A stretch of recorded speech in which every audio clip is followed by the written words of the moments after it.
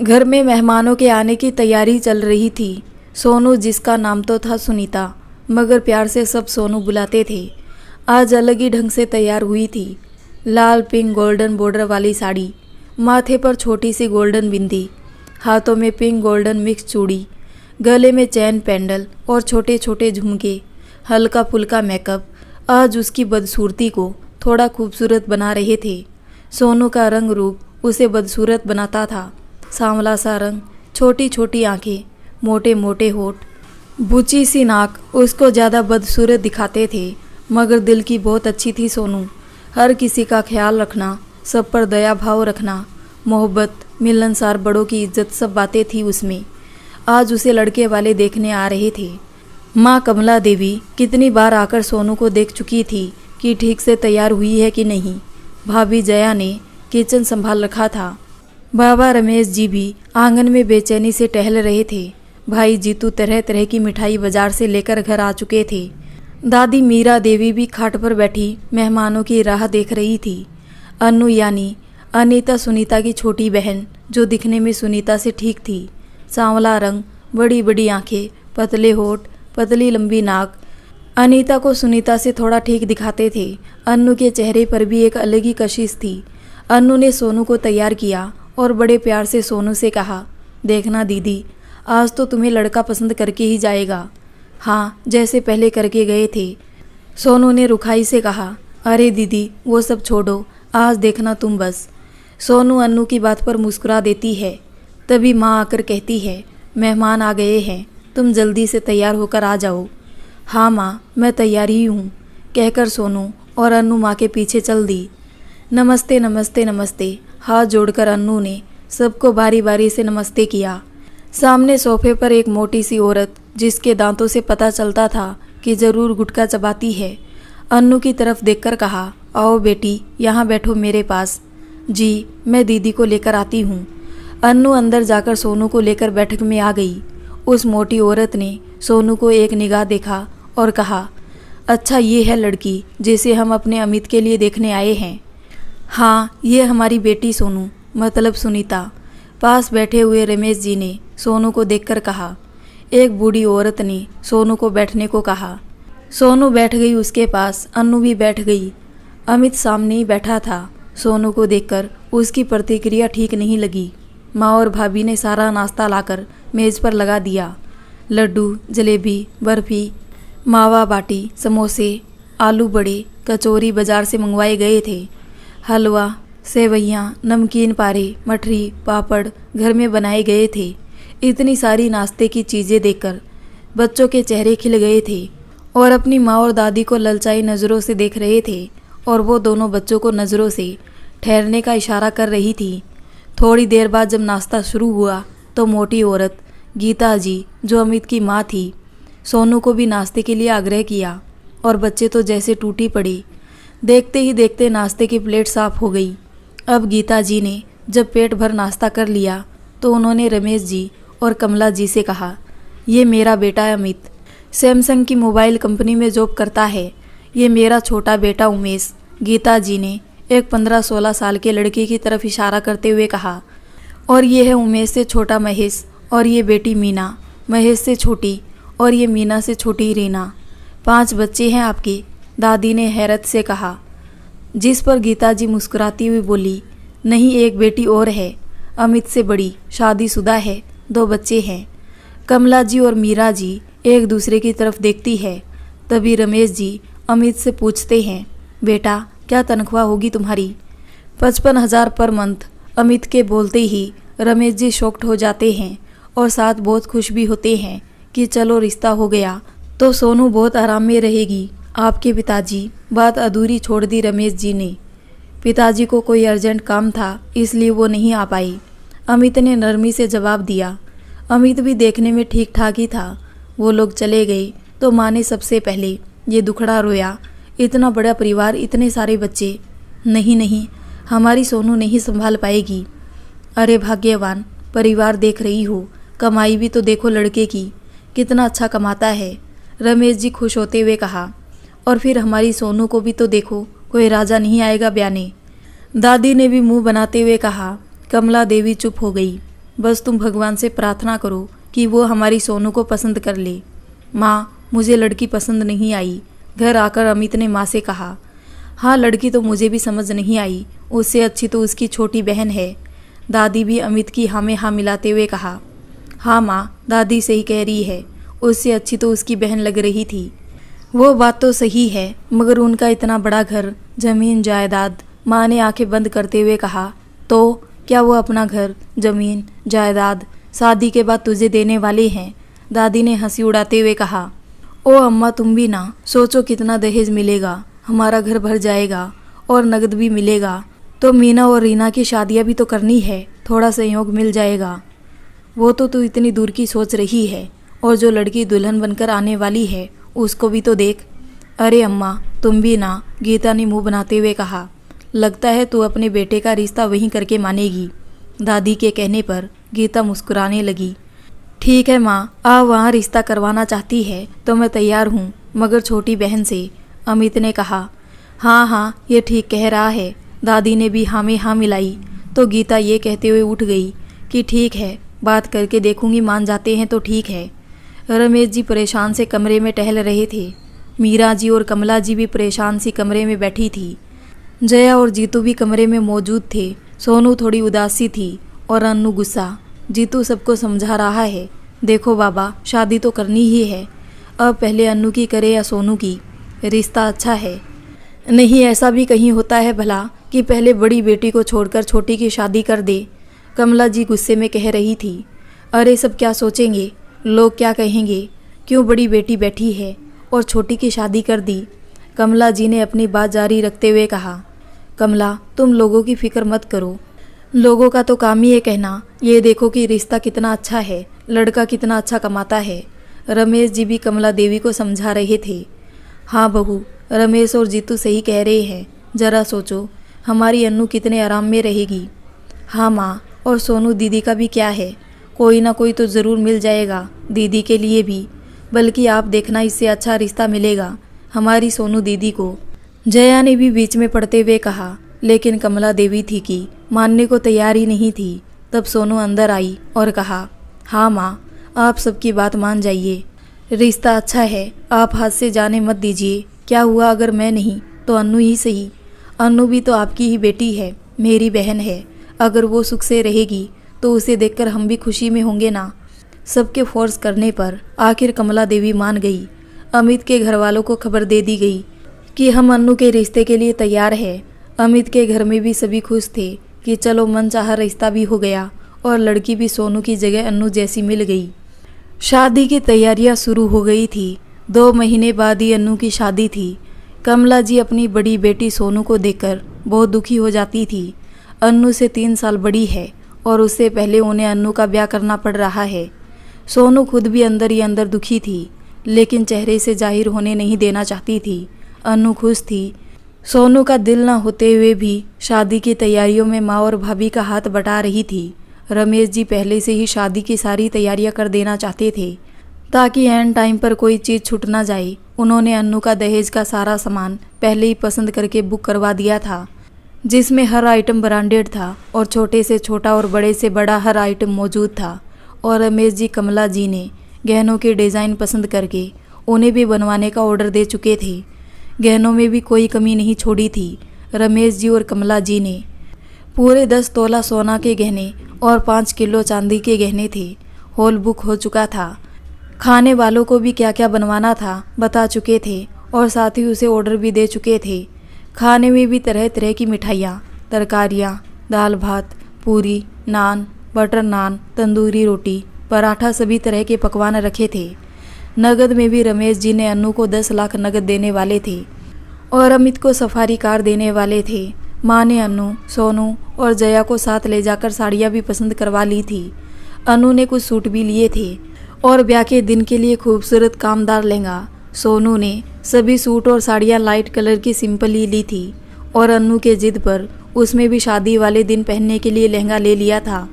जया ने अपने लिए ब्लैक, रेड, गाजरी कलर की साड़ी पसंद की थी क्योंकि उसका कलर गोरा था और उस पर ये कलर अच्छे लगते थे। लेकिन माँ और सोनू, अन्नू के कहने पर भी जया ने लहंगा नहीं लिया। लहंगे की जगह उसने गोल्डन सिल्वर वर्क वाली साड़ी पसंद की। माँ ने अपने लिए और दादी के लिए भी खूबसूरत साड़ियाँ पसंद की थी। लगभग सारी तैयारियां महीने भर पहले ही ख़त्म हो चुकी थी। अब अन्नू की साड़ियों की ज्वेलरी वगैरह की पैकिंग चल रही थी। घर में खुशी का माहौल था और इंतज़ार था शादी का। अन्नू बहुत ज़्यादा खुश लगती थी और अमित से भी फ़ोन पर घंटों बातें किया करती थी। शादी की जो भी खरीदारी करती थी उसमें अमित की पसंद भी मालूम करती थी। सोनू ये सोचकर अफसोस करती थी कि अन्नू को ज़रा भी परवाह नहीं है कि मुझसे पहले उसकी शादी हो रही है।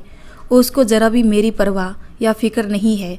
अमित के घर भी लगभग शादी की बहुत सारी तैयारियां हो चुकी थी। अमित भी बहुत खुश था। अमित और अन्नू दोनों ही फ़ोन पर बहुत देर तक बातें किया करते थे। इससे अमित भी अन्नू को अच्छी तरह से जानने लगा था। उसकी पसंद नापसंद अमित को भी बहुत अच्छी तरह से पता चल चुकी थी। लाओ भाभी, रोटियां मैं बना देती हूँ, किचन में आकर अन्नू जया से बोली। नहीं नहीं अन्नू, तुम रहने दो। अब तुम कोई भी काम को हाथ मत लगाओ, बस आराम करो और अपनी तैयारियां करो। कुछ दिन की तो मेहमान हो हमारे घर पर। अन्नू की आंखों में ये सुनकर आंसू आ गई। तभी माँ भी किचन में आ गई। क्या हुआ अन्नू, तुम रो क्यों रही हो? माँ ने अन्नू से परेशान होकर पूछा। कुछ नहीं माँ, 1 महीने बाद मेरी शादी है, फिर मैं इस घर को छोड़कर चली जाऊंगी। ये कहकर अन्नू ज़ोर ज़ोर से रोने लगी। जाना तो सबको पड़ता है अन्नू, देखो मैं भी तो अपना घर छोड़कर आई हूँ तुम्हारे घर। ये तो दुनिया की रीत है, जया ने अन्नू को गले लगाते हुए प्यार से कहा। क्या बात है, अभी से विदाई के आंसू क्यों बहाए जा रहे हैं? सोनू ने भी किचन में आते हुए पूछा। हमारी अन्नू कह रही है कि मुझे 1 महीने तक का इंतज़ार नहीं होता, मुझे अभी जाना है, जया कहकर हंसने लगी। हाँ हाँ, वो तो इसके हाव भाव से पता चलता है कि ये कितनी उतावली है अमित के पास जाने के लिए, सोनू ने तंज कसते हुए कहा था। अन्नू को साफ लगा था कि सोनू मुझे तंज कस रही है, लेकिन भाभी ने और माँ ने उसे मजाक समझकर हंसी में उड़ा दिया। अन्नू सोच रही थी, दीदी ने मुझे तंज क्यों कसा, क्या वजह है? क्या दीदी खुश नहीं है? मेरी अमित से शादी हो रही है तो, या दीदी को पहले उनकी शादी नहीं हुई ये टेंशन है? तभी अमित का फ़ोन आ गया और अन्नू ने अपने जहन से इस बात को झटक दिया और खुश होकर अमित से बातें करने लगी। सोनू भी पास में से गुजर रही थी, उसने भी अन्नू को अमित से बातें करते हुए सुना। अन्नू कितनी खुश होकर हंस हंस कर अमित से बातें कर रही थी। सोनू को बहुत दुख हुआ, वो कितना चाहती थी अन्नू को, कितनी दिल से मोहब्बत थी उसके अन्नू के लिए, लेकिन आज पता नहीं क्यों वो इस मोहब्बत को महसूस नहीं कर पा रही थी अन्नू के लिए अपने दिल में। सोनू को बस यही लग रहा था कि अन्नू को उसकी फिक्र नहीं है कि उसकी शादी नहीं हुई है, वो कितना खुश है। उसके सामने भी अमित से कितनी हंस हंस कर बातें करती है, उसको ज़रा भी परवाह नहीं है कि दीदी के दिल पर क्या गुजरेगी। एक बार भी अन्नू ने मुझे सांत्वना के शब्द नहीं बोले। क्या वो यही चाहती थी कि उसकी शादी पहले हो जाए, या अमित उसे पसंद कर ले, या वो अमित के घर शादी होने से खुश है, या मुझे रिश्ते वाले जब भी ना करके जाते थे और मेरी शादी नहीं हो रही थी, इस बात से वो दुखी थी कि दीदी जाए तो मेरा नंबर आए, या मैं उसके रास्ते का रोड़ा बनी हुई थी। ये सब सोचकर सोनू की आंखों में आंसू आ गई। अन्नू जैसे ही बाहर निकली, उसने सोनू को रोते हुए देख लिया, लेकिन कहा कुछ भी नहीं। सोनू भी अन्नू को देख चुकी थी और वो समझ भी चुकी थी कि अन्नू ने भी उसकी आंखों में आंसू देख लिए हैं, लेकिन अनजान बनकर निकल गई है।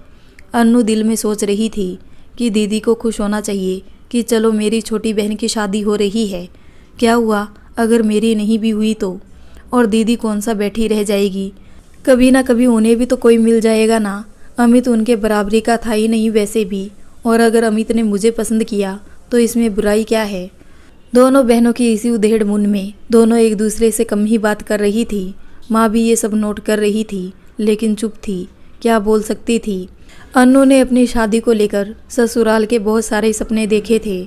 अमित के साथ भी बहुत सारे सपने देख चुकी थी अन्नू का दिल था कि वो शादी के बाद हनीमून पर शिमला मनाली जाएंगे, वहाँ की ठंडी वादियों में बर्फ़ में खूब मज़े करेंगे, खूब इंजॉय करेंगे।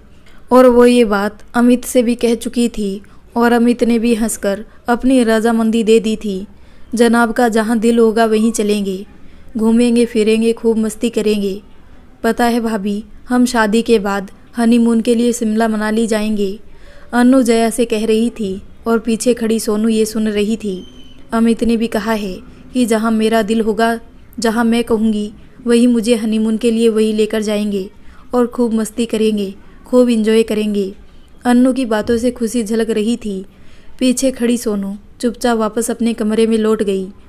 सोनू के वापस लौट जाने से अन्नू के चेहरे पर मुस्कुराहट आ गई। कमला ने बड़ी बुआ मालती को भी कह दिया था कि शादी के 15 दिन पहले आ जाना बच्चों सहित, और छोटी बुआ शालिनी को भी माँ ने कह दिया था कि जल्दी जल्दी शादी के 15 दिन पहले ही घर आ जाए। दोनों बुआ भी शादी में आने के लिए बहुत ज़्यादा खुश हो रही थी। कमला ने अपनी दोनों बहनों परमिला और उर्मिला को भी जल्दी आने को कह दिया था, लेकिन दोनों ने कहा था कि हम इतनी जल्दी तो नहीं आ पाएंगे। हाँ, लेकिन शादी के 4-5 दिन पहले आ जाएंगे। शालिनी बुआ की दोनों बेटियां निशा और दीक्षा भी बहुत ज़्यादा खुश थी अन्नू की शादी को लेकर, और सोनू और अन्नू से अपने पहनने का पूछती रहती थी कि हल्दी के दिन क्या पहनोगे, मेहंदी के दिन क्या पहनोगे, शादी के दिन क्या पहनोगे, जो तुम लाई होगी हम भी उसी टाइप का कुछ लाएंगे, सब एक जैसा पहनेंगे तो बहुत अच्छा लगेगा। अमित की माँ भी अपने लिए और अन्नू के लिए, दोनों बेटियां रीना और मीना के लिए अपनी सास के लिए कपड़े लत्ते खरीद चुकी थी। ये सब बात अन्नू को पता चली तो उसने अमित से कहा कि मेरी पसंद नहीं पूछी माँ ने, क्या बात है, मुझे तो पूछा ही नहीं कि तुम क्या और कैसा पहनना पसंद करोगी। अन्नू इतना सीरियसली क्यों ले रही हो, सारी ज़िंदगी तुम्हें अपनी पसंद का ही पहनना है, अगर शादी में माँ की पसंद का पहन भी लोगी तो क्या हो जाएगा। अन्नू अमित की बात सुनकर चुप हो गई, लेकिन उसके दिल में कहीं ना कहीं ये बात घर कर गई थी। दोनों बुआ शादी के 15 दिन पहले अपने बच्चों सहित आ चुकी थी। घर में बहुत ज़्यादा अच्छा लग रहा था दोनों बुआओं के आ जाने से। अरे कमला, कोई काम हो तो हमें भी बताओ, मालती बुआ ने कमला जी से कहा। नहीं नहीं दीदी, आप तो बस आराम कीजिए, शादी एंजॉय करिए, हमने सारा काम पहले ही निपटा कर रखा है, कमला ने मुस्कुराते हुए मालती बुआ को जवाब दिया। अरे वाह भाभी, ये तो तुमने बहुत ही अच्छा किया कि सारा काम पहले ही निपटा दिया, वरना एंड टाइम पर कुछ ना कुछ तो रह ही जाता है, शालिनी बुआ ने कमला जी से कहा। जब रात को दोनों बुआएं अपनी माँ के पास उनके कमरे में सोने के लिए लेटी तो मालती बुआ ने अपनी माँ से कहा, अम्मा, रमेश और कमला ने ये क्या किया, सोनू को छोड़कर अन्नू की शादी कर रहे हैं। अरे क्या हुआ, अगर सोनू की जगह पहले अन्नू की शादी हो गई तो, अम्मा ने थोड़ा सा तपते हुए कहा। अम्मा, आपको नहीं लगता कि सोनू को अंदर ही अंदर इस बात का कितना दुख है, वो अन्नू से 3 साल बड़ी है, पहले उसका विवाह होना था। मालती ने फिर अम्मा से कहा, और फिर ये सोचो, पहले अन्नू की शादी हो जाएगी तो सोनू के रिश्ते में और भी अड़चनें आएंगी, क्योंकि जब लोग ये सुनेंगे कि पहले छोटी बहन की शादी हो गई है तो ये सब यही सोचेंगे कि आखिर क्या वजह थी जो बड़ी बहन बैठी रह गई। मालती ने फिर बात को आगे बढ़ाते हुए अम्मा से कहा, अरे ऐसा कुछ नहीं होगा, तू चुप कर, और सुन, ये बात कभी हरगिज़ भी कमला के सामने मत कहना। पहले कमला अन्नू की शादी के लिए तैयार नहीं थी, वो भी यही चाहती थी कि पहले सोनू की शादी हो। गीता जी ने अपनी दोनों बेटियां मीना और रीना को ये कहकर वलीमे का ड्रेस नहीं दिलाया था कि भाभी की तरफ से बहुत सारे कपड़े आएंगे, उनमें से कुछ पहन लेना। दोनों बहनें इस बात से थोड़ी सी नाराज़ हुई थी। अमित की बड़ी बहन टीना भी आ चुकी थी, वो भी माँ को बराबर हर बात में समझा रही थी। माँ हर बात में बहुत ही ज़्यादा कंजूसी कर रही हो, वो लोग हमसे कहीं ज़्यादा पैसे वाले हैं, वो लोग हर चीज़ बहुत अच्छी ही लेंगे, आप भी कंजूसी मत करो और अच्छी से अच्छी चीज़ खरीदो ताकि वहाँ सबको पसंद आए। लेकिन गीता जी कहाँ मानने वाली थी, कुछ कुछ चीज़ों में तो कंजूसी दिखाई देती थी। कमला की दोनों बहनें प्रमिला और उर्मिला भी अपने बच्चों को लेकर आ चुकी थी। घर अभी से भरा भरा सा लगने लगा था। रमेश जी ने खाना बनाने के लिए एक मेड भी लगा दी थी, जिसमें कमला को मेहमानों की आवभगत का समय भी मिल जाए और खुद भी थकान महसूस ना करे। अन्नू को आज हल्दी लगने वाली थी। आज से दूसरे भी सारे मेहमान आ चुके थे, सभी तैयार होने में लगे थे। सारी ही लड़कियों ने, औरतों ने पीले रंग के सूट और साड़ियाँ पहनी थी, मगर सोनू ने लाइट पिंक साड़ी पहनी। सब ने पूछा तो सोनू ने कहा, मुझ पर पीला रंग अच्छा नहीं लगेगा, ये रंग मुझ पर अच्छा लग रहा है। सोनू ने कहा तो अन्नू ने बीच में बोलते हुए कहा, दीदी तुम तो हर कलर में अच्छी लगती हो। तो सोनू मुस्कुरा दी। अन्नू सबके बीच बैठी हुई थी, सब बारी बारी से उसे हल्दी लगा रहे थे, साथ में मुँह भी मीठा करा रहे थे। सोनू जब हल्दी लगाने आई तो उसके दिल में एक कशिश सी उठी, काश अन्नू की जगह इस वक्त मैं बैठी होती। जितने भी मेहमान आ रहे थे सबने भी पूछ पूछ कर जान खा रखी थी कि पहले सोनू की शादी क्यों नहीं की। कमला जी सभी को बता बता कर थक चुकी थी कि लड़का अच्छा है, घर बार अच्छा है, कमाता भी अच्छा है, तो हमने सोचा अन्नू को पसंद किया है तो पहले अन्नू की ही कर देते हैं। करना तो दोनों की ही है, फिर पहले अन्नू की हो या सोनू की। सोनू माँ के इस जवाब से अंदर तक सुलग जाती। रात को सारी औरतों ने ढोलक पर खूब गीत गाए। उसके बाद डीजे पर सारी लड़कियों ने खूब डांस किया। निशा और दिशा ने खूब धूम मचा रखी थी। अमित के घर भी सारे मेहमान आ चुके थे। आज अमित को भी हल्दी लगी थी। अमित के घर भी खूब हू हल्ला मची थी। अमित की दोनों बहनें रीना और मीना और भांजी शीला ने खूब धूम मचाई हुई थी। तीनों खूब डांस कर रही थी, उछल कूद में मशगूल थी। अमित के यार दोस्त भी अमित के घर मौजूद थे और खूब शादी एंजॉय कर रहे थे। अमित के सारे दोस्तों ने अमित से बियर की डिमांड की थी, जिसे अमित पूरी नहीं करना चाह रहा था, लेकिन सारे दोस्त अमित को मजबूर कर रहे थे तो अमित बियर की बोतल ले आया। सारे दोस्तों ने और अमित ने छत पर बैठकर खूब बियर पी। सारे दोस्तों ने बियर पीने के बाद मस्त होकर खूब डांस किया। गीता जी को ये सब बुरा लगा। उन्होंने कहा कि अमित ये सब क्या है, तुमने दोस्तों को बियर क्यों पिलाई और तुम खुद भी बियर पिए हुए हो। अरे माँ, शादी ब्याह में ये सब चलता है, कम ऑन यार माँ। अमित के कहने पर गीता जी भी चुप हो गई। मीरा देवी अपनी खाट पर चुपचाप बैठी थी। उन्हें चुप बैठा देखकर कमला जी ने उनसे पूछा, क्या बात है अम्मा, तुम चुप क्यों बैठी हो।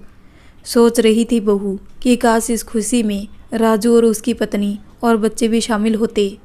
क्या कर सकते अम्मा, चाहते तो हम भी यही थे कि राजू का परिवार भी शादी में शामिल हो। रमेश ने पास आकर अम्मा के घुटनों पर हाथ रखकर कहा, अम्मा तुम तो जानती हो राजू की पत्नी सिया कितनी तेज है और कितनी ज़्यादा बदतमीज़ भी और कितनी ज़्यादा झगड़ालू भी है। अगर यहाँ शादी में किसी से झगड़ा कर लिया तो लेने के देने पड़ जाएंगे। अच्छा ही हुआ कि वो लोग खुद ही नहीं आई। मालती ने भी अम्मा से रमेश और कमला की तरफदारी करते हुए कहा, राजू रमेश का छोटा भाई था और पास में ही रहता था, लेकिन किसी वजह से दोनों की अनबन हो गई थी। उसकी पत्नी का स्वभाव अच्छा नहीं था, झगड़ालू किस्म की बदतमीज़ औरत थी। फिर भी रमेश ने अपनी तरफ से न्योता दे दिया था। न्योते के बाद भी मगर वो लोग आए नहीं थे। अम्मा तुम दिल पर मत लो, चलो उठो, शादी में खूब तुम भी मज़े करो। शालिनी ने अम्मा का हाथ पकड़कर उठाते हुए कहा। रात में देर तक नाच गानों की वजह से सवेरे सब देर से उठे। तब तक मेड चाय नाश्ता बना चुकी थी। शादी के हिसाब से 2 मेड और काम करने के लिए लगा ली थी ताकि मेहमानों को किसी भी प्रकार का कष्ट ना हो। सभी मेहमानों के चाय नाश्ते से निपटते निपटते दिन के 11 बज चुके थे। कमला जी ने मेड को खाने में क्या क्या बनाना है बताकर अमीना को बुलवा लिया, जिसका काम दुल्हन को मेहंदी लगाना था। अमीना तुम्हें अन्नू और सोनू दोनों को ही मेहंदी लगाना है और तुम्हारे साथ वालिया जो मेहंदी लगाती है उन्हें भी बुलवा लो। घर आए मेहमानों में जो भी लेडीज़ मेहंदी लगवाने की इच्छुक हो उनसे उन्हें मेहंदी लगवा दो। अमीना ने अपने साथ काम करने वाली 5 और लड़कियों को बुलवा लिया। सभी औरतें और लड़कियां भी खुशी खुशी मेहंदी लगवा रही थी।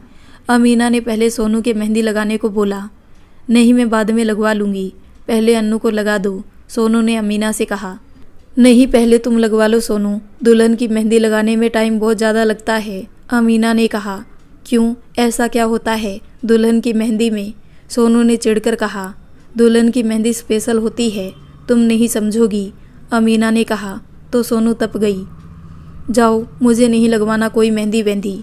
ये कहकर सोनू चली गई। लाओ अमीना तुम मुझे मेहंदी लगा दो, दीदी के तेवर ही नहीं मिल रहे आजकल। अन्नू ने इतनी ज़ोर से कहा कि जाती हुई सोनू ने सुन लिया। मीना और रीना भी माँ से मेहंदी लगवाने की जिद कर रही थी। गीता जी ने उन्हें कब से टाल रही थी।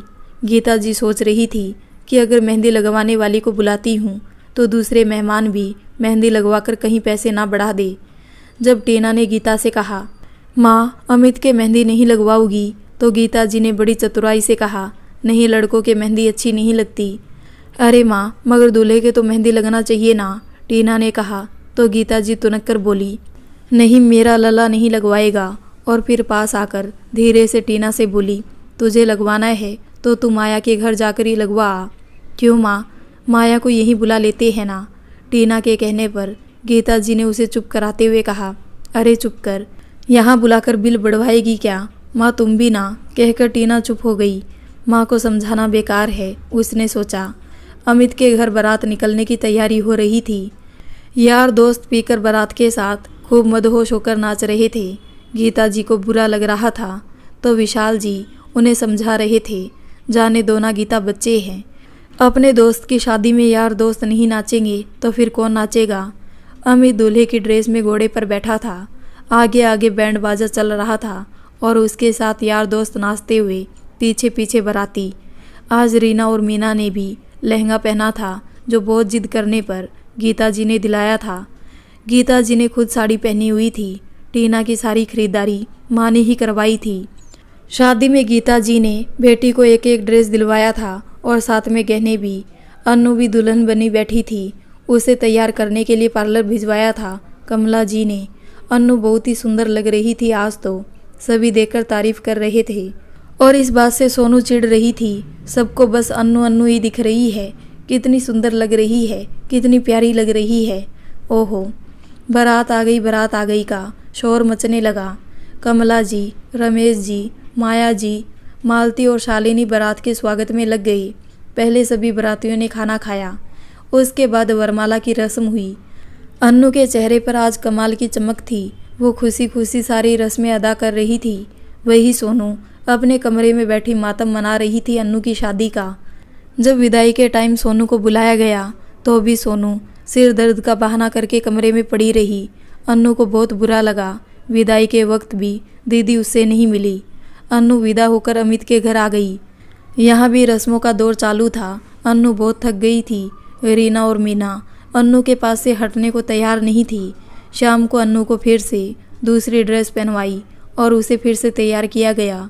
ये ड्रेस गीता जी की पसंद की थी जो अन्नू को बिल्कुल भी अच्छी नहीं लगी।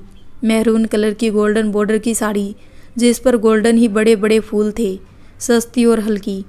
रात को अमित जब कमरे में आया तो अन्नू संकोच से सामने बेड पर बैठी हुई थी। अमित ने पास आकर अन्नू का हाथ पकड़ा और कहा, अन्नू तुम्हें यहाँ आकर कैसा लगा? मेरा घर कैसा लगा? मेरे घर के लोग कैसे लगे? वैसे अभी तुम आई हो, तुम इतना तो नहीं जान पाई होगी, लेकिन फिर भी कुछ तो महसूस किया होगा। जी, मुझे सब कुछ बहुत पसंद आया, सब बहुत ही अच्छे लगे। अन्नू इतना कहकर चुप रह गई। अन्नू, अगर तुम बुरा नहीं मानो तो एक बात पूछूं? मैं आज तक तुमसे ये बात फ़ोन पर नहीं पूछ पाया। पता नहीं क्यों हिम्मत ही नहीं हुई, इसलिए आज तुम्हें सामने देखकर पूछ रहा हूँ। जी जी पूछिए, अन्नू ने कहा। मैंने जब सोनू को पसंद नहीं किया और सोनू की जगह तुम्हें पसंद किया तो तुम्हें बुरा तो नहीं लगा? मुझ पर गुस्सा तो नहीं आया? आपने ऐसा कैसे सोचा? अन्नू ने धीरे से जवाब दिया। मुझे लगा कि शायद मेरे सोनू को रिजेक्ट करने से तुम गुस्सा हुई होगी। नहीं, मुझे तो गुस्सा नहीं आया। हाँ, लेकिन दीदी ज़रूर गुस्सा थी इस बात से। पूरी शादी में वो ठीक तरीके से शामिल नहीं हो पाई।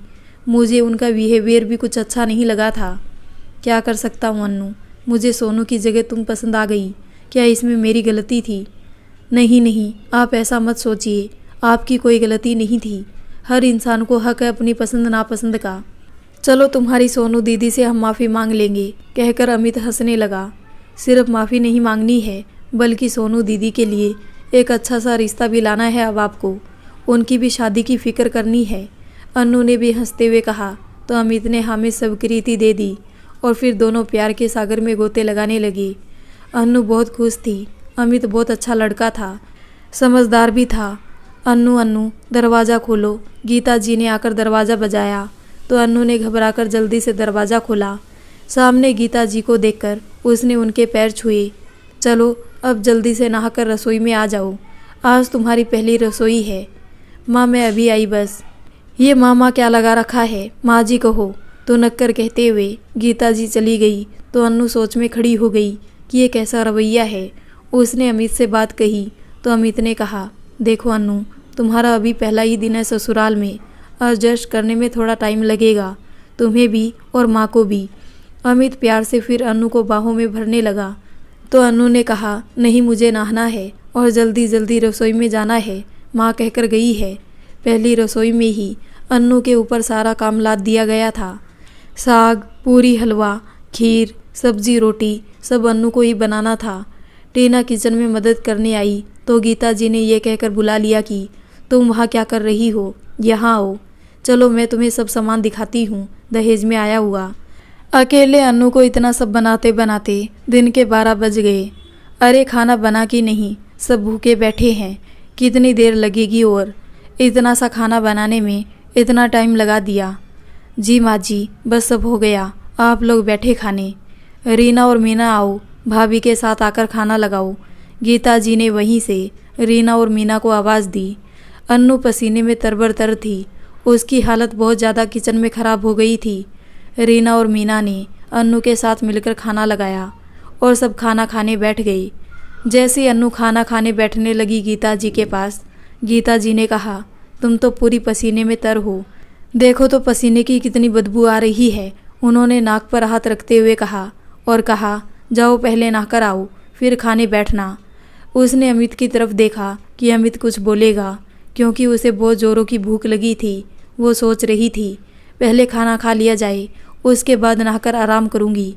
वैसे तो वो सुबह ही नहा चुकी थी, लेकिन फिर भी गर्मी की वजह से पसीना बहुत ज़्यादा आ रहा था और पूरी पसीने में तर हो रही थी।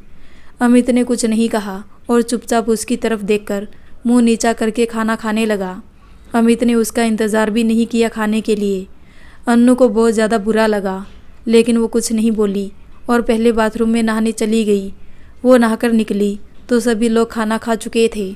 उसने किचन में जाकर सारे बर्तन खोल खोल कर देखे, जिसमें अब थोड़ा सा साग और 4 पूरी उसका मुंह चिढ़ा रहे थे। वो गुस्से में गीता जी के पास गई और कहा, ये क्या माँ जी, मेरे लिए तो खाना बचा ही नहीं है। तो गीता जी ने बड़ी नरमी से उसे जवाब दिया, क्या हुआ, अगर हमने खाना खा लिया तो तुम्हारे हाथ का खाना बहुत ही टेस्टी बना था, तो ज़्यादा खाने में आ गया। अब हम भूखे तो नहीं उठ सकते थे। ऐसा करो, तुम अपने लिए और खाना बना लो। अब अन्नू की इतनी हिम्मत तो नहीं थी कि अपने लिए खाना बनाती। वो चुपचाप 4 पूरी और थोड़ी सी साग खाकर अपने कमरे में चली गई, जहां अमित आराम से कूलर की हवा में लेटा हुआ था। यार अन्नू, तुमने तो बहुत ही टेस्टी खाना बनाया, मज़ा आ गया सच में, अमित ने अन्नू को देखते हुए कहा। तो अन्नू अंदर तक सुलग गई, मुझे तो खाना मिला ही नहीं, थोड़ी सी साग और 4 पूरी खाकर आ रही हूँ। उसने थोड़ा गुस्से से अमित को जवाब दिया। अरे तो इसमें इतना टेंशन करने की क्या बात है, थोड़ा और खाना अपने लिए बना लेती। अन्नू ने कोई जवाब नहीं दिया और चुपचाप आकर बिस्तर पर लेट गई। तो अमित फिर से उसके साथ छेड़खानी करने लगा, जिससे परेशान होकर उसने अमित से कहा, अमित प्लीज़, मैं अभी थकी हुई हूँ, कुछ देर आराम कर लेने दो। अन्नू तुम भी थकी हुई हो, ऐसा किया ही क्या है तुमने जो थक गई हो, अमित ने गुस्से से करवट बदलते हुए कहा। 2 दिन बाद पग फेरे के लिए उसे मायके भेज दिया गया। घर आते ही माँ ने, दादी ने, भाभी ने, सब ने उससे पूछा कि अन्नू कैसे रहे ससुराल में ये 2 दिन। अन्नू ने हंसते हुए कहा, बाकी सब तो ठीक है, लेकिन वो है ना गीता जी, उनके तेवर अलग ही है, वो बहुत ज़्यादा गर्म मिजाज है वो। अच्छा, फिर हनीमून के लिए कब जा रहे हो, सोनू ने अन्नू को चिढ़ाते हुए जैसे कहा था। अभी तो कुछ बात नहीं हुई दीदी, हाँ जाते ही अब यहाँ से अमित से बात करूँगी। अमित का फ़ोन आता, दोनों के बीच अब भी बहुत देर तक बातें होती। कमला जी अन्नू का बहुत ज़्यादा ध्यान रखती, उसकी पसंद का खाना बनाती, उसकी तीमारदारी में लगी रहती। इस बात से सोनू को बहुत गुस्सा आता और वो माँ को भी आने बहाने सुना देती, हाँ, अब मेरी किसी को परवाह नहीं है, सब उसी की खातिरदारी में लगे हैं। जब तुम्हारी शादी हो जाएगी तब तुम्हारी भी ऐसे ही खातिरदारी की जाएगी, जया ने मुस्कुराते हुए कहा। तो सोनू ने कहा, खातिरदारी करवाने के लिए शादी ज़रूरी है? क्यों, शादी के बाद क्या सुरखाब के पर लग जाते हैं, कहकर पैर पटकती हुई सोनू वहाँ से चली गई। माँ, क्या हो गया है दीदी को, दीदी इस तरह बात क्यों करती है?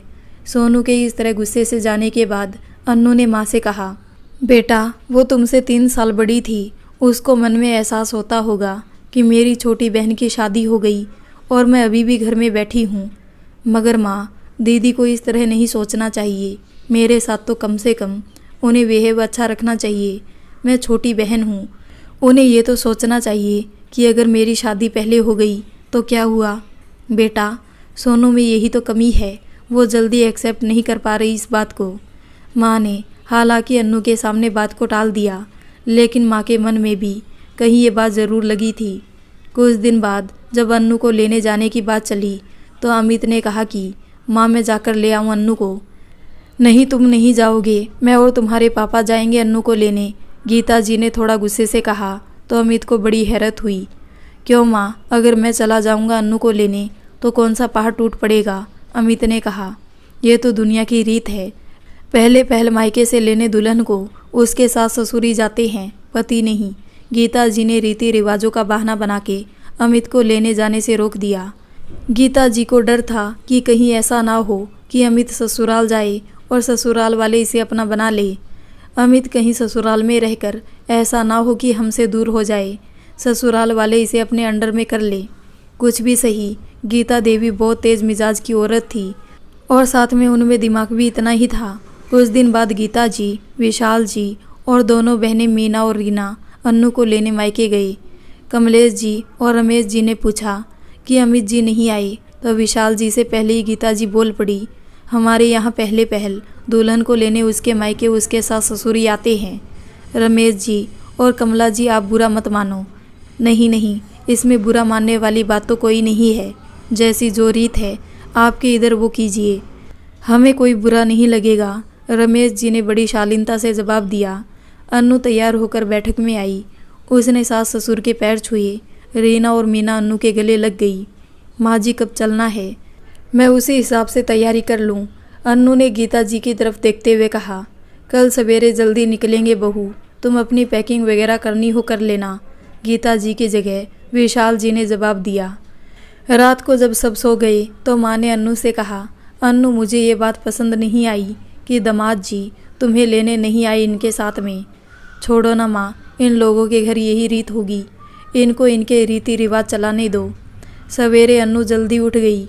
उसने भाभी और माँ के साथ मिलकर जल्दी जल्दी नाश्ता बनाया, फिर जाकर गीता जी और विशाल जी को जगाया। दोनों नहाकर बाहर निकले और नाश्ता करने बैठ गए। गीता जी ने अन्नू से कहा कि रास्ते के लिए भी थोड़ा नाश्ता बांध लो, कभी भी भूख लगेगी तो खा लेंगे, वैसे भी घर पहुँचते पहुँचते शायद देर हो जाए। अन्नू को अच्छा तो बिल्कुल भी नहीं लगा क्योंकि सारा नाश्ता तो ख़त्म हो चुका था। अन्नू ने सोचा कि रास्ते में भूख लगती तो कहीं ढाबे या रेस्टोरेंट पर रुककर खाना भी खा सकते थे, मगर वो कुछ नहीं बोली और उसने भाभी और माँ को कहा कि थोड़ा नाश्ता और बना दीजिए, हम रास्ते में रख कर ले जाएंगे। ये बात जया और कमला जी को भी पसंद नहीं आई कि ये कौन सी बात हुई, कहीं ढाबे या रेस्टोरेंट पर रुककर भी तो खाना खाया जा सकता था। हाँ हाँ, और करो आओ भगत, जितनी आओ भगत करोगे ये लोग उतना ही आओ भगत करवाएंगे, सोनू ने ताना मारते हुए उलझकर कहा। तुम्हें नहीं कहा है बनाने का, जो तुम इतनी बातें बना रही हो, ससुराल वाले हैं तो आओ भगत तो करनी ही पड़ती है, अन्नू ने भी चिढ़ते हुए कहा। अरे तो सिर पर बिठा लो, ससुराल वाले हैं तो, सोनू ने भी गुस्से में जवाब दिया। कमला जी ने बात आगे बढ़ती हुई देखी तो कहा, सोनू चुप करो, बाहर विशाल जी और गीता जी बैठे हैं, सुनेंगे तो अच्छा नहीं लगेगा। ओह मुझे चुप करो, उसे कुछ मत कहो, उसकी शादी हो गई है ना, मैं बेकार हूँ इस घर में, कहकर सोनू रोते हुए चली गई। जब अन्नू घर से जाने के लिए निकलने लगी तो सोनू के कमरे में गई। दीदी मैं जा रही हूँ, अन्नू ने प्यार से सोनू से बोला। हाँ तो जाओ, किसी ने नहीं रोका, सोनू ने उखड़ते हुए कहा। अन्नू वापस जूकी तू लौट गई। ट्रैफिक में फंसने की वजह से घर पहुँचने में 3 घंटे लेट हो गए थे। अन्नू बहुत थक गई थी। उसने शावर लिया और कमरे में जाकर लेटी ही थी और कब नींद की आगोश में चली गई उसे पता भी नहीं चला। लेकिन अभी सोए हुए मुश्किल से आधा घंटा ही हुआ था कि रीना ने आकर जगाया। भाभी भाभी उठो, माँ चाय बनाने को बोल रही है। अन्नू आंखें मसलती हुई उठी और अलसाई सी कमरे से बाहर आई। अरे तुम आजकल की लड़कियाँ भी थोड़े से में थक जाती हो, मुझे देखो मैंने आकर आराम भी नहीं किया। माँ जी नींद लग गई थी, अन्नू ने धीरे से कहा। चलो जाओ चाय बनाकर लाओ, गीता जी ने सिर पर हाथ रखते हुए कहा। अन्नू जैसे ही जाने के लिए पलटी, गीता जी ने फिर कहा, अब याद रखना दोपहर को 4 बजे सबको चाय चाहिए होती है। अन्नू बिना जवाब दिए चली गई। शाम को अन्नू थोड़ा तैयार हो गई। उसने फिरोजी रंग की साड़ी पहनी, छोटी सी बिंदी, लिपस्टिक, काजल लगाकर हल्का फुल्का मेकअप किया और अमित के आने की राह देखने लगी। शाम 6 बजे अमित ऑफिस से आया। अन्नू ने अमित को पानी दिया। उसका बैग कमरे में व्यवस्थित रखा। उसके जूते मोजे ड्राज में रखे। फिर उसके पास आकर बैठ गई। कब पहुँचे घर? अमित ने पूछा। लेट हो गए थे ट्रैफिक की वजह से। अच्छा, और सफ़र तो ठीक रहा? जी, अन्नू ने कहा। तो फिर आज रात क्या प्रोग्राम है? भाई हमें तो मुंह मीठा करना है, इतने दिन से मुंह फीका है। अमित ने अन्नू को छेड़ते हुए कहा। करा देंगे ना रसगुल्ले से, हम लेकर आए हैं साथ में। अन्नू ने भी मजाक किया तो अमित ने कहा, अच्छा तुम्हारे रसगुल्ले, कहकर उसे पकड़ने लगा और अन्नू हंसकर भागने लगी। क्या है ये सब अच्छा नहीं है। घर में 2 छोटी बहनें और 2 छोटे भाई है, ज़रा उनका तो ख्याल करो, गीता जी ने डांटते हुए कहा। तो अन्नू हंसना भूलकर उनका मुंह देखने लगी और अमित वहाँ से चला गया। गीता जी अपनी बड़ी बेटी टीना के घर जा रही थी।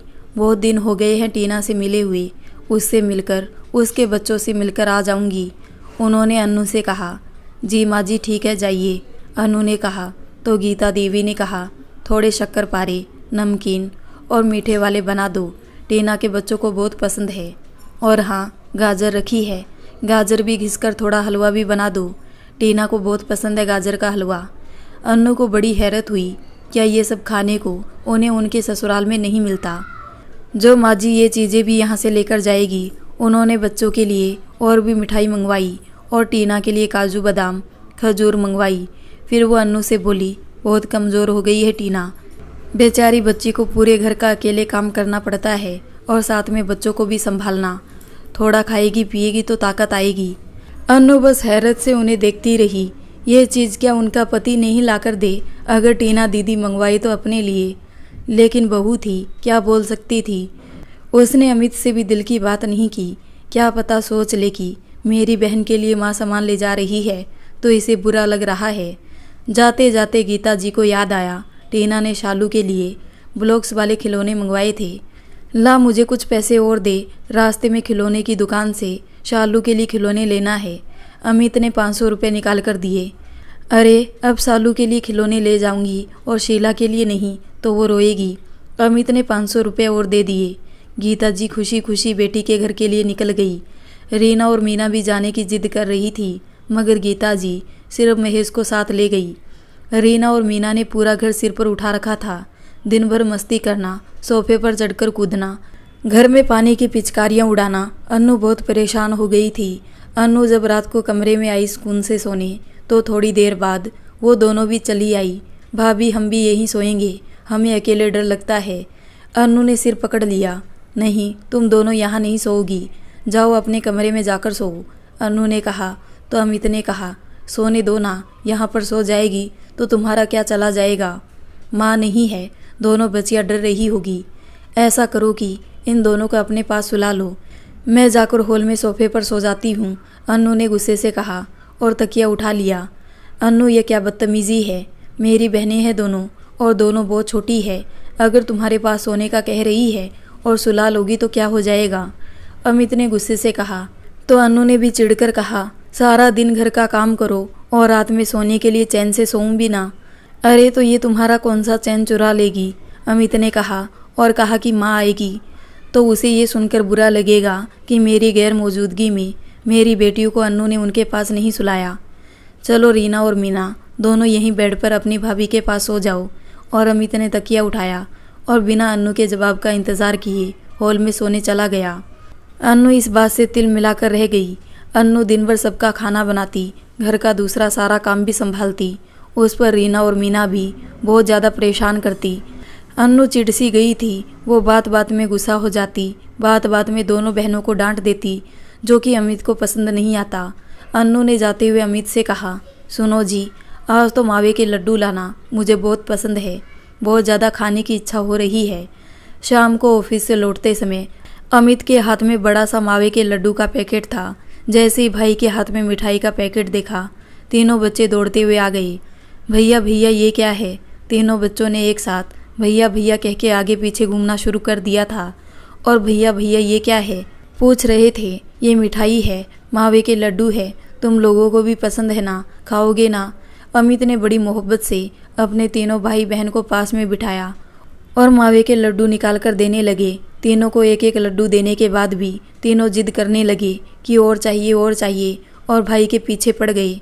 अमित ने एक एक लड्डू और दे दिया तो उमेश ने बुरा मुंह बनाते हुए कहा, भैया आप तो कंजूसी दिखा रहे हैं, केवल 2-2 लड्डू ही हमें पकड़ा कर रखा रहे हैं और ये इतने सारे लड्डू भाभी के लिए है क्या? केवल भाभी ही खाएंगी? तभी पीछे से अन्नू आई और कहा, नहीं मैं नहीं खाऊंगी, ऐसा करो सारे लड्डू तुम ही खा जाओ और रख दो इनके सामने पूरा पैकेट। अन्नू ने थोड़ा गुस्से में अमित से कहा, अन्नू क्या हुआ है तुम्हें? आखिर वो छोटे बच्चे हैं, अगर कह भी दिया तो तुम्हें क्यों बुरा लग रहा है? अमित ने भी गुस्से में पूरा पैकेट उन तीनों के सामने रख दिया और तीनों ने बिल्कुल भी ये नहीं सोचा कि गुस्से में है अमित भैया भाभी। तीनों भाई बहन लड्डुओं पर टूट पड़े और पूरे लड्डू साफ कर दिए। सवेरे उठी तभी अन्नू की कमर में थोड़ा दर्द था। उसने मीना को कहा कि मीना थोड़ा झाड़ू तुम लगा दो, मेरी कमर में दर्द है, मुझसे झुका नहीं जाएगा। मीना ने कहा, हाँ भाभी लगा देती हूँ। मीना झाड़ू लगा ही रही थी तभी गीता जी आ गई। उन्होंने आते ही कहा, अच्छा तो मेरी बेटियों से काम करवा रही हो तुम?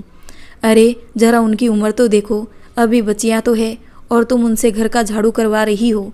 अन्नू एकदम से ये सब सुनकर घबरा गई। उसने घबराकर कहा, नहीं माँ जी ऐसी बात नहीं है, मेरी कमर में थोड़ा दर्द था इसलिए आज मैंने मीना को बोल दिया। अरे मेरी गैर मौजूदगी में तो रोज़ ही काम करवाती होगी, मैं कौन सा यहाँ मौजूद थी? नहीं माँ, भाभी ने हमसे बिल्कुल काम नहीं करवाया, हमें अपने पास भी सुलाया, रीना ने कहा।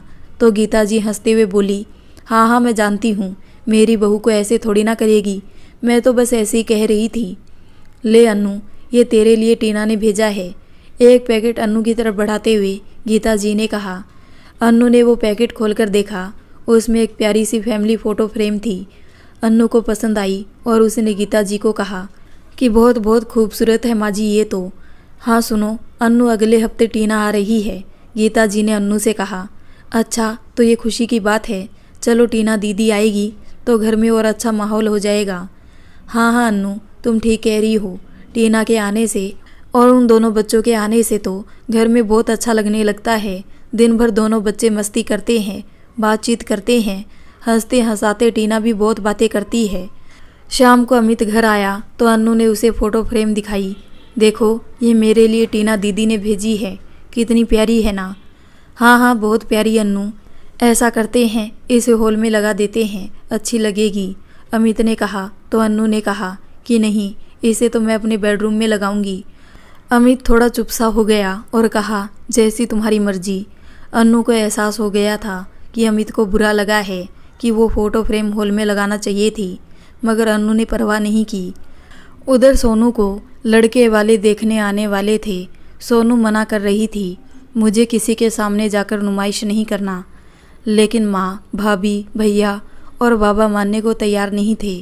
कह रहे थे कि नहीं बेटा, शादी तो सबको ही करनी पड़ती है, कब तक मायके में रहोगी और लोग भी क्या कहेंगे? समझा करो सोनू, तुम्हारी छोटी बहन की भी शादी हो चुकी है। माँ के कहने पर आज सोनू ने लाइट पिंक कलर की साड़ी पहनी। भाभी ने उसको अच्छे से तैयार किया। जब लड़के वाले आए तो सोनू भाभी से कह रही थी, भाभी मुझे नहीं जाना, प्लीज़, मैं कब तक अपने आप को लोगों के सामने लेकर जाऊं और उनकी नज़रों में रिजेक्ट होकर आऊं? नहीं सोनू, ऐसा मत सोचो, ये भगवान से प्रार्थना करो कि लड़का अच्छा है, रिश्ता तय हो जाए।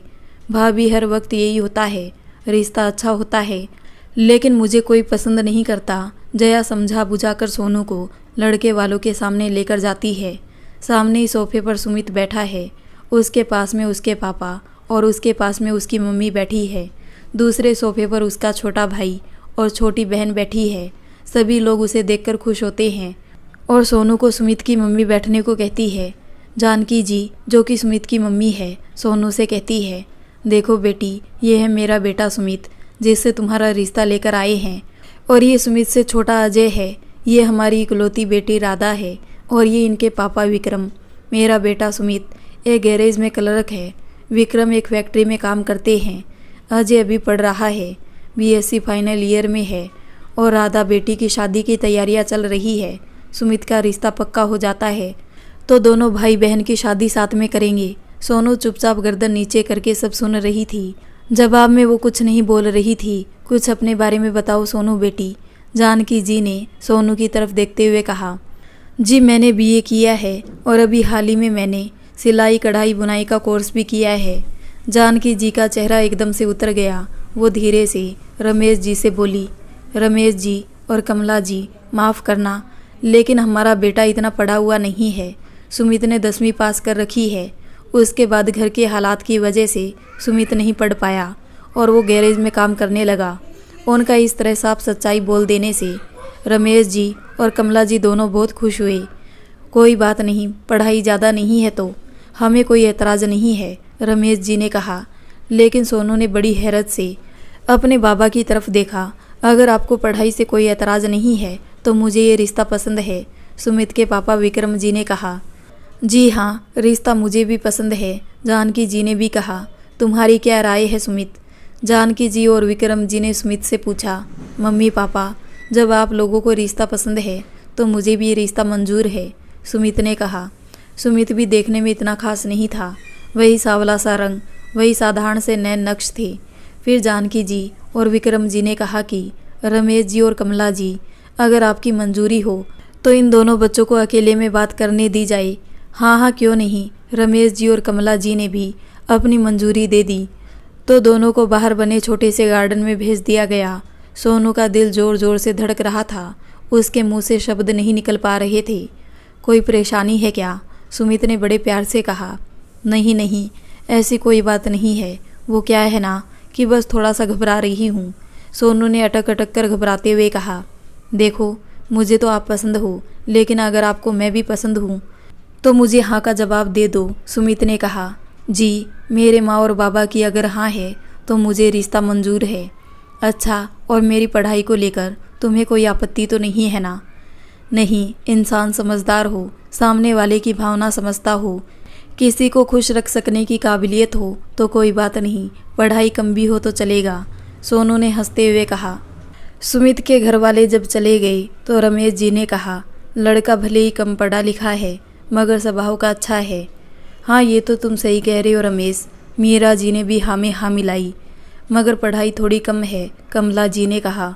कोई बात नहीं कमला, लड़का भले ही 10वीं पढ़ा है लेकिन बातचीत का तरीका, उसका रहन सहन अच्छा है, रमेश जी ने कमला जी को समझाते हुए कहा। फिर भी एक बार सोनू से भी पूछ लेते हैं, उसकी क्या राय है, कमला जी ने कहा। तो मीरा जी ने भी हाँ में हाँ मिलाते हुए कहा।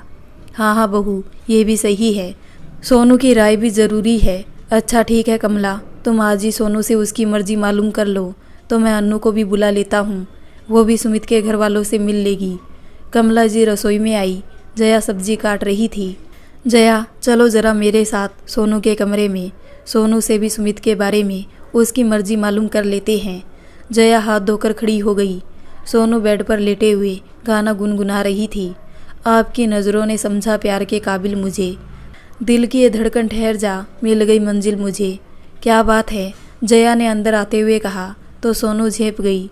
जया के पीछे माँ भी मुस्कुराती हुई अंदर आ गई। क्या बात है भाभी, आप और माँ इस वक्त मेरे पास, कुछ बात है क्या?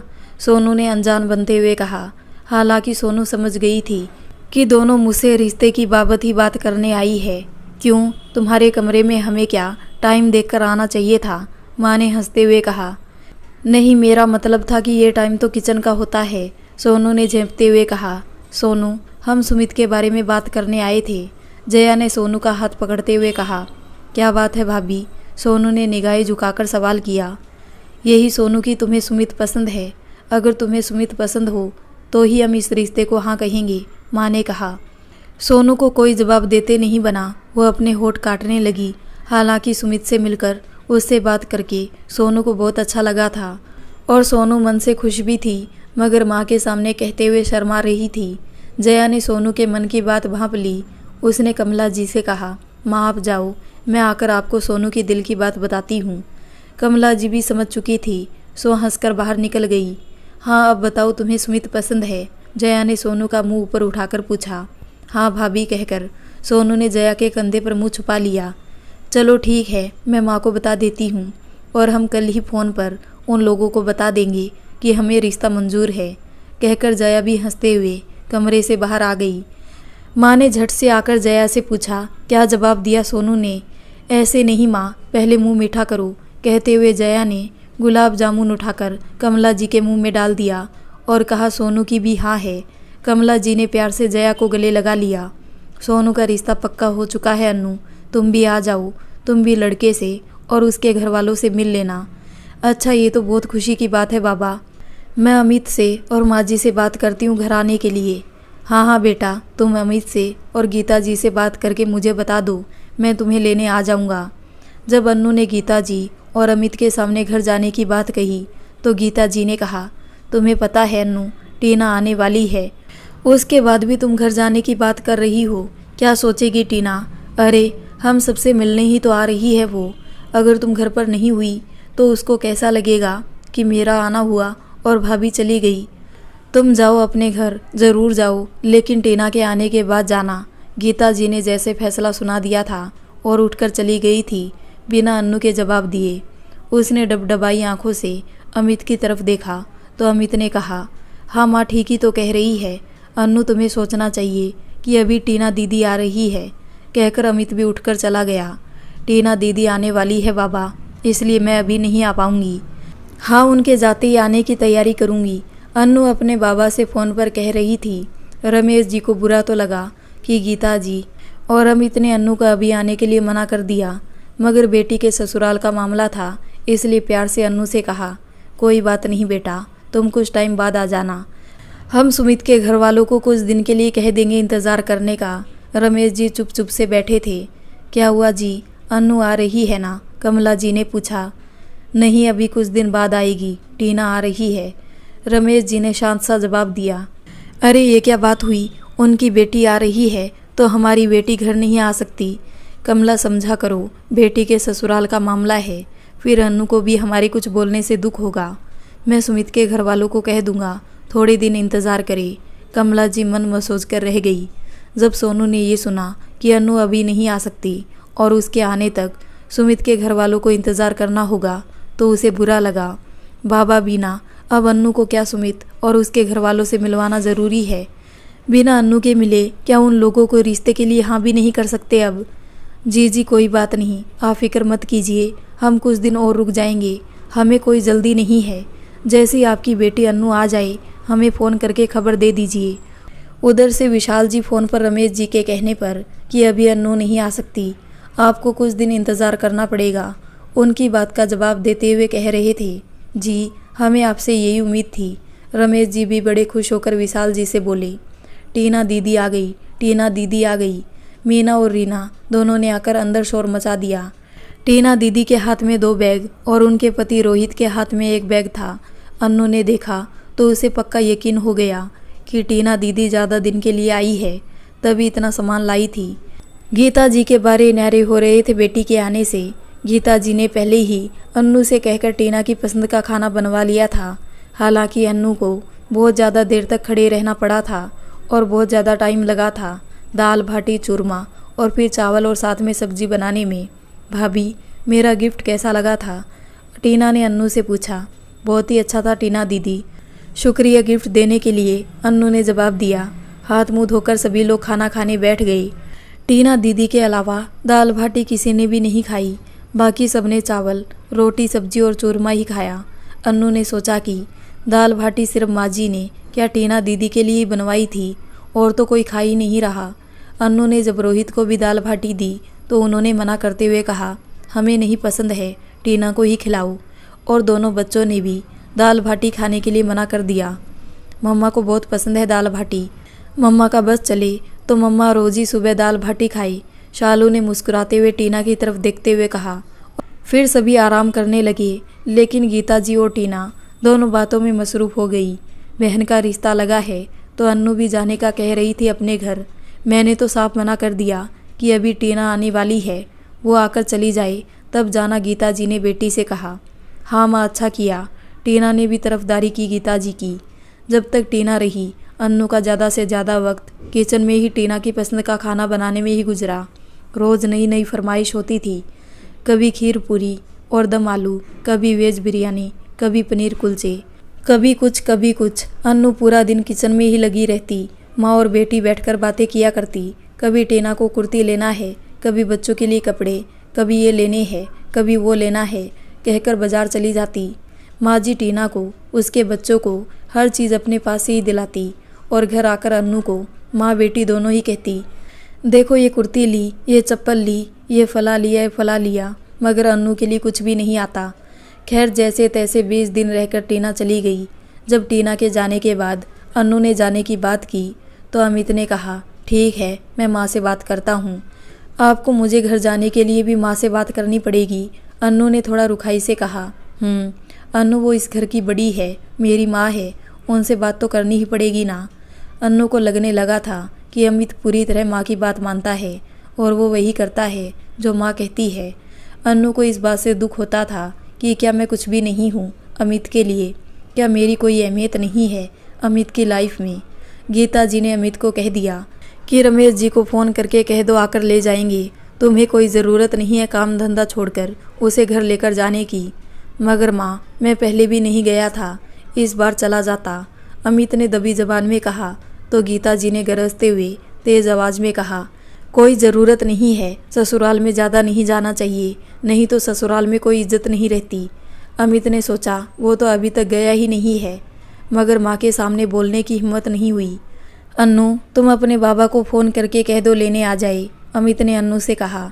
अमित, आप भी चलते मेरे साथ अच्छा होता, बाबा और माँ भी खुश होते आपसे मिलकर, अन्नू ने कहा। तो अमित ने बहाना बनाते हुए कहा, नहीं अन्नू, मैं अभी नहीं चल सकता, मुझे ऑफिस में ज़रूरी काम है।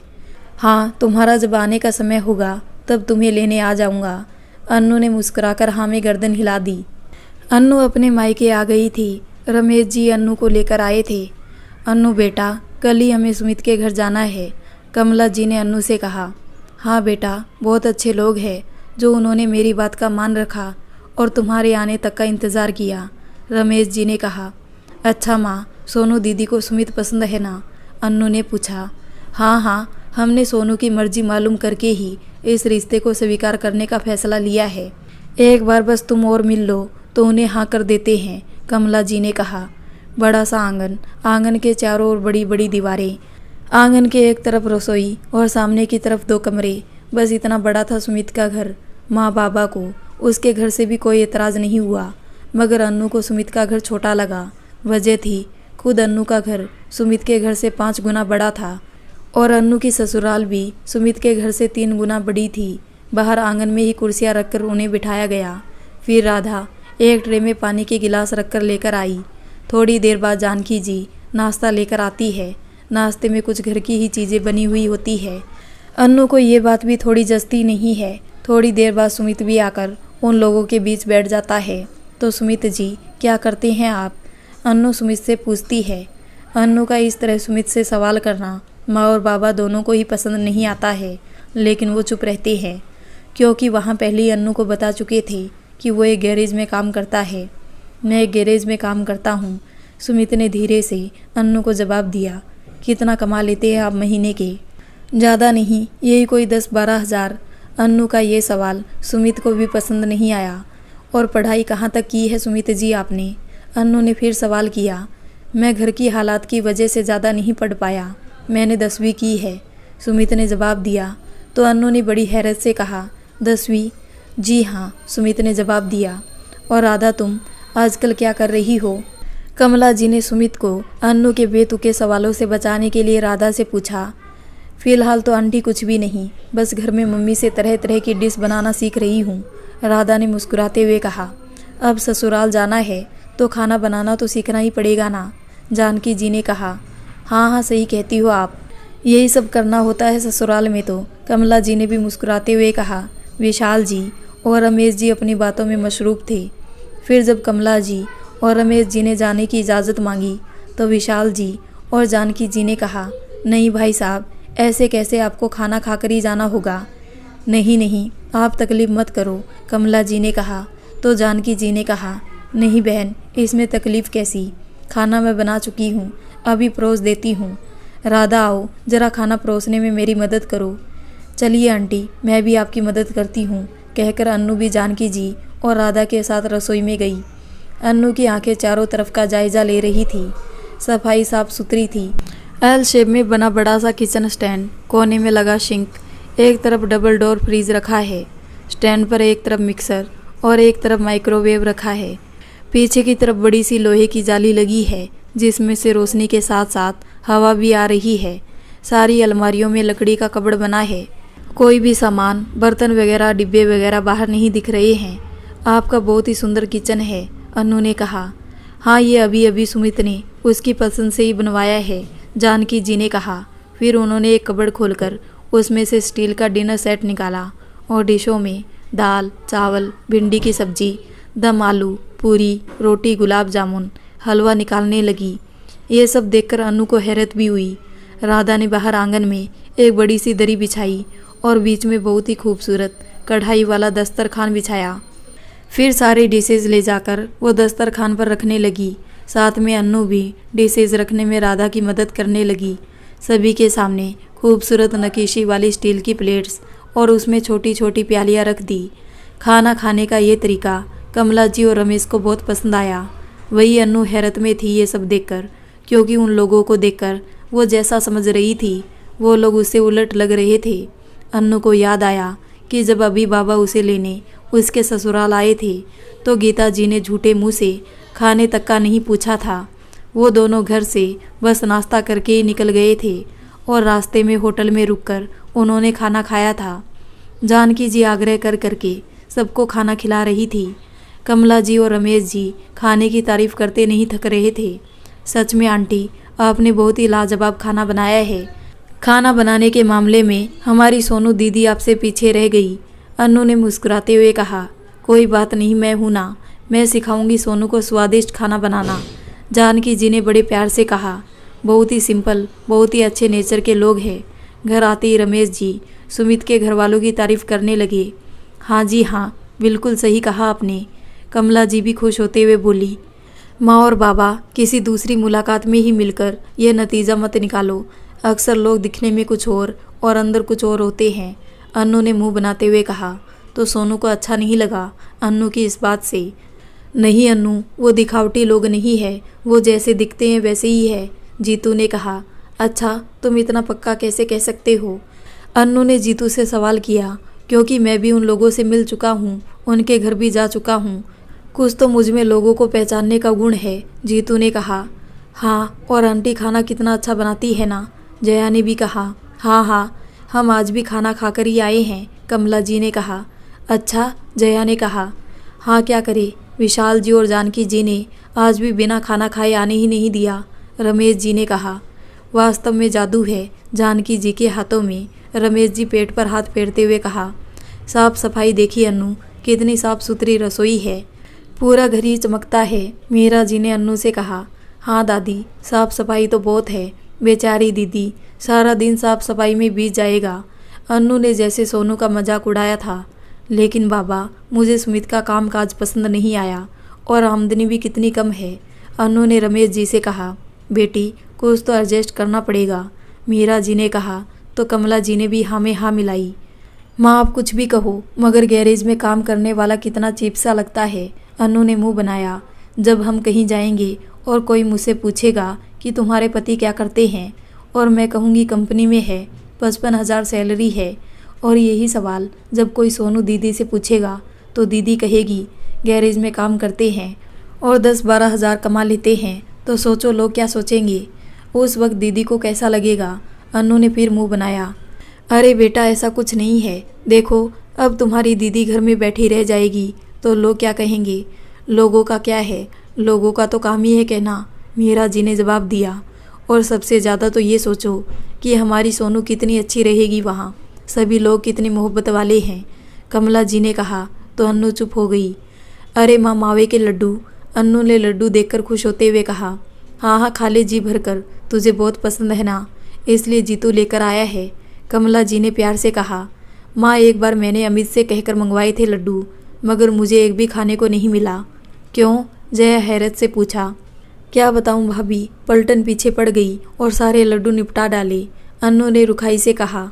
तो क्या हुआ अन्नू, बच्चे हैं, सोनू ने पीछे से आते हुए जवाब दिया। अरे काहे के बच्चे दीदी, सब मिलकर खूब रोटियां खाते हैं, मैं तो बनाते बनाते भी थक जाती हूँ, अन्नू ने एक आह भरी।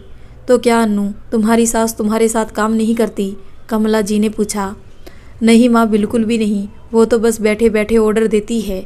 एक दिन मेरी कमर में दर्द था, मैंने रीना से झाड़ू लगाने का क्या बोल दिया, उन्होंने 10 बातें सुना डाली। अन्नू के कहने पर सोनू ने कहा, क्या तुम्हारे यहाँ झाड़ू बर्तन करने वाली भी नहीं आती?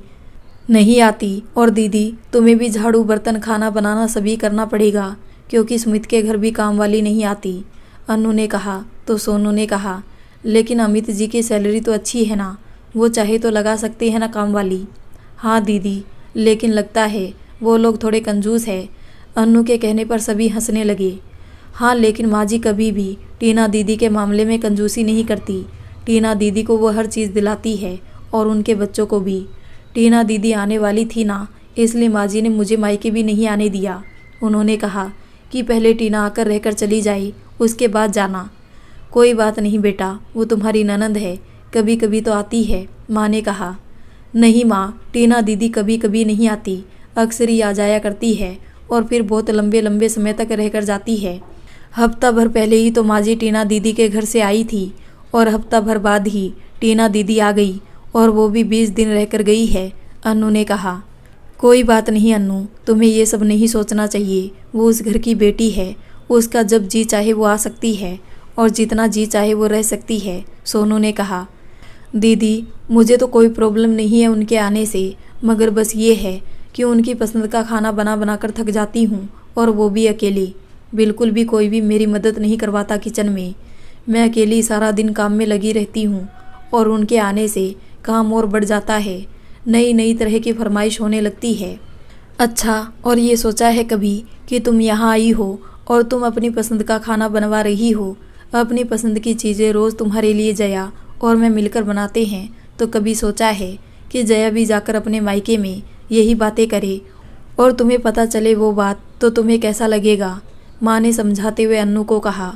तो अन्नू ने कहा कि माँ, आप हेल्प करवाती हो ना भाभी की, ऐसा तो नहीं है ना कि आपने उन्हें अकेले किचन में लगा रखा है। इसी तरह माँ जी को भी सोचना चाहिए ना कि मैं भी थोड़ा हेल्प करवाऊँ। चलो कोई बात नहीं अन्नू, ये सब बातें छोड़ो। ससुराल में रहना है तो काम भी करना पड़ता है और सबका ध्यान भी रखना पड़ता है, सोनू ने कहा। तो अन्नू जैसे चिढ़ गई। जब तुम ससुराल जाओगी तब देखूंगी फिर तुम अपने ससुराल में कितना काम करती हो और कितना सबको खुश रखती हो, अन्नू ने गुस्से में कहा। हाँ हाँ, देख लेना, ये तो इंसान के खुद के हाथ में होता है कि किसी को खुश रखना या किसी का मान सम्मान करना, सोनू ने भी चिढ़ते हुए कहा। तो माँ ने फ़ौरन बात बदल दी। अरे अन्नू, तुम्हारी साड़ी तो बहुत प्यारी लग रही है, कब ली तुमने, वहीं से ली क्या? नहीं माँ, ये तो टीना दीदी ने मुझे गिफ्ट की है, तुम खुद ही देख लो कितना ध्यान रखती है, फिर भी तुम्हारी ननद तुम्हारा। कहकर सोनू चली गई। तो अन्नू ने गुस्से में माँ से कहा, माँ, ये क्या हो गया है दीदी को? क्यों दीदी इस तरह मुझसे बातें करती है? क्या बिगाड़ा है मैंने दीदी का? क्या अमित ने मुझे पसंद कर लिया, उसी का गुस्सा है दीदी को? या उन्हें अच्छा ससुराल नहीं मिला, इस बात का गम है दीदी को? अन्नू, ये तुम क्या कह रही हो? बेटा, थोड़ा सोच समझ कर बातें करो। तुम क्यों कह रही हो कि सोनू को अच्छा ससुराल नहीं मिला? देखा तो है मैंने माँ, मुझसे क्या छुपा हुआ है जो मैं ये कहूँ कि सोनू दीदी का ससुराल मुझसे ज़्यादा अच्छा है या सुमित अमित से ज़्यादा बेहतर है। अपनी अपनी किस्मत है ये तो बेटा, मीरा जी ने अन्नू से कहा। तभी रमेश जी अंदर आई तो अन्नू भी चुप हो गई। माँ को भी चुप होना पड़ा, क्योंकि अगर रमेश जी के सामने ये सब बातें होती तो उन्हें अच्छा नहीं लगता। वो घर में किसी भी तरह का कलेश पसंद नहीं करते थे। गीता जी अन्नू से फ़ोन पर पूछ रही थी, अन्नू, तुम्हारा कब तक वापस आने का प्रोग्राम है? मुझे टीना के घर जाना है, तुम आओगी? उसके बाद ही मैं टीना के घर जाऊंगी, ताकि मुझे घर की कोई फिक्र ना रहेगी। मगर माँ जी, अभी तो टीना दीदी आकर गई है, क्या कुछ अर्जेंट काम है टीना दीदी के घर? अन्नू ने रुक रुक कर थोड़ा घबराते हुए गीता जी से पूछा। नहीं, काम तो कुछ भी नहीं है, मगर महीना हो गया ना उससे मिले हुए, तो उससे मिलकर और बच्चों से मिलकर आ जाऊंगी। गीता जी के ये बोलने पर अन्नू जैसे तपसी गई। माँ जी, मैं तो अभी इतने महीने बाद अपने मायके आई हूँ, तो थोड़ा और रहूँगी, और फिर अभी सोनू दीदी की कोई सगाई की छोटी सी रस्म करेंगे, उसके बाद ही मैं आ पाऊँगी। ठीक है, लेकिन जल्दी आने की कोशिश करना, मुझे टीना के घर जाना है, गीता जी ने कहा। माँ जी, आप मेरा रास्ता क्यों देख रही है? आप चली जाइए ना टीना दीदी के घर, अन्नू ने तपते हुए कहा।